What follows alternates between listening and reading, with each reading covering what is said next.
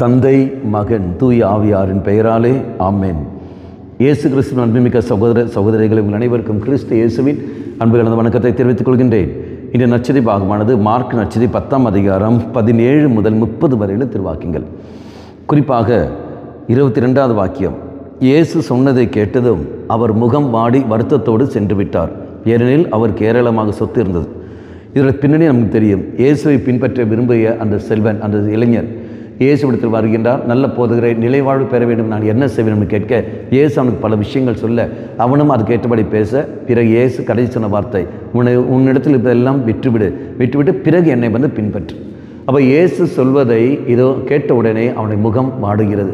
மக்களே, இயேசுடைய வார்த்தைகள் நாம் கேட்கின்ற சமயத்தில் நமக்கு எல்லோருக்குமே சந்தோஷம் வர வேண்டும் என்று அவசியமில்லை. ஆனால் முகம் ஆனது அங்கே வாடும். ஏன் முகம் வாடுகிறது? பாவத்தில் இருக்கின்ற சமயத்தில் இதோ என்னுடைய முகம் வாடிக்கொண்டு தான் இருக்கும். நன்மையை அவர் எடுத்து சொல்கிற சமயத்தில் அது நான் கேட்க தயாராக இல்லை என்றால் என்னுடைய முகம் வாடிக்கொண்டிருக்கும். என்னிடத்தில் இருக்கிற தீமையை நான் எடுத்து விட நான் தயாராக இல்லை என்றால் என் முகம் வாடிக்கொண்டிருக்கும். இயேசுவின் வார்த்தை எனக்கு மகிழ்ச்சி தருகிறது. அந்த மகிழ்ச்சியை நான் சொந்தமாக்குவதற்காக தெய்வம் வார்த்தை வழியாக என்னுடைய தவறுகளை எல்லாம் அவர் எடுத்து காட்டுகின்றார்.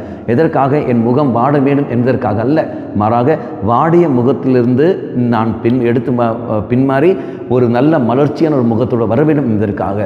ஆனால் இயேசுவின் வார்த்தையை நான் கேட்காத காரணத்தினால் வாடிய முகத்தோடு நான் இருந்து கொண்டிருக்கின்றேன், துக்கத்தோடு நான் இருந்து கொண்டிருக்கின்றேன், வேதனையோடு நான் இருந்து கொண்டிருக்கின்றேன். அப்போ இந்த வாடிய முகம் நீங்க வேண்டும் என்றால், துக்கங்கள் நீங்க வேண்டும் என்றால், இயேசு சொல்வதை கேட்டால் மட்டும் பத்தாது, அதை நான் செயல்பாட்டில் கொண்டு வர வேண்டும். எப்போ நான் செயல்பாட்டில் கொண்டு வரணும் அப்போ தான் கிடைக்கும். கேட்டவன் இதோ அவன் அப்படியே முகபாட்டத்தோடு போகின்றான். மாறாக கேட்டு ஒருவேளை அதை அவன் செயல்பாட்டில் கொண்டு வந்தான் என்றால், அதை அத்தனையும் விட்டு ஏழைகளுக்கு கொடுத்து விட்டு இயேசுவை பின்பற்றுகிறான் என்றால் இதோ அவனுடைய முகம் மலர்ச்சியாக இருந்திருக்கும். நீயும் நானும் எப்படி இருக்கின்றோம்? இயேசுவின் வார்த்தையை கேட்கின்றோமா அல்லது நாம் செயல்படுத்துகின்றோமா? ரெண்டில் ஏதாவது ஒன்று. மக்களே, செயல்படுத்துகிற மகளாக நாம் மாறுவோம். நம்முடைய வாடிய முகம் நீங்கி போகும், துக்கமான முகம் நீங்கி போகும், நம்முடைய வாழ்க்கையில் சந்தோஷம் கடந்து வரும். கண்களை மூடிக்கொள்வோம். நல்லவனாய் தெய்வமே, உம்முடைய வார்த்தையானது வாடிய முகத்திலிருந்து சந்தோஷமான முகத்தை தரும். உம்முடைய வார்த்தையானது துக்கத்தை எடுத்து மாற்றிக்கொண்டு சந்தோஷத்தை தரும். உம்முடைய வார்த்தையானது எங்களுக்கு மகிழ்ச்சியை தரும். அந்த வார்த்தையை கேட்பது மட்டும் இல்லாமல் அதை செயல்பாட்டில் கொண்டு வர நீர் எங்களுக்கு துணை புரியும். அம்மா மாதாவே, தெய்வ மாதாவே, எங்கள் மாதாவே, என் அன்னையே, விசேஷமாக எங்களுக்காக பரிந்து பேசும். ஆமேன்.